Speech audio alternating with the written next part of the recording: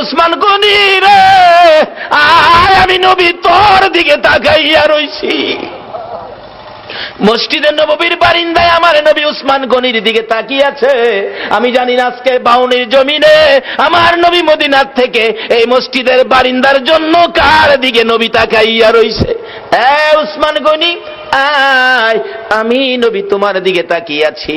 নবীজির সামনে দাঁড়াইলে উসমান গনি ডাকতেছে, ইয়া রাসূলুল্লাহ, বলুন কিসের বিনিময় আপনার চোখের পানিগুলো মুছতে পারি? আমার নবী কান্দে, উসমান রে, পারবিনি ইহুদির বাড়ির খেজুর গাছটা আমারে কিনা দিতে? আমি নবীর চোখের পানি বন্ধ হয়ে যাবে। যায়া দেখ আমার আব্দুল্লাহ আনসারীর 2টা বাচ্চারে কি কষ্ট দিয়ে রাখছে। 7 দিন চুলায় আগুন নাই রে, এই খেজুর গাছের খেজুর টুকায়া বলে খাইছিল। গাছটার মালিক ইহুদি, 2টা বাচ্চারে গাছের সাথে বাইধা রাখছে। একটা দৌড় মারছে উসমান গনি রাদিয়াল্লাহু তাআলা। কারা গো এই মসজিদের পক্ষে আছো? এটাই হবে আমার আল্লাহর পক্ষ, এটাই হবে আমার নবীর পক্ষ।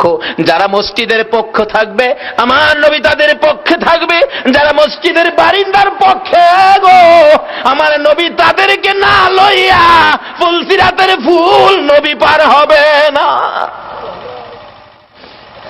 উসমান গনি ডাকি, ইয়া রাসূলুল্লাহ, কথা দিলাম খেজুর গাছ না নিয়ে আমি আসবো না। ডাকতেছে, ইহুদি বাড়িতে আছো? জি। খেজুর গাছটা বিক্রি করে দাও। ইহুদি কয়, বাড়ির খেজুর গাছ বিক্রি করবো? কান্দে উসমান গনি, রে ইহুদি, নিষেধ দিস না, আমার রাসূল কান্দে রে এই গাছটার জন্য। আজকে যা চাইবি তা পাইবি, বিক্রি করতে হবে। ইহুদি কয়, সুযোগ যখন পাইছি একটা গাছের বিনিময় মনের মতো লওয়া লমো। ও উসমান গনি, তোমার 100 খেজুর গাছের একটা বাগান, 100 খেজুর গাছ সহ বাগানটা যদি আমারে দিয়ে দাও, আমি একটা গাছ তোমারে দিব। উসমান গনি একটা চিৎকার মারছে, আরে ইহুদি, মাত্র 100 খেজুরের গাছ চাইছস রে? আবার রাসূল কান্দে।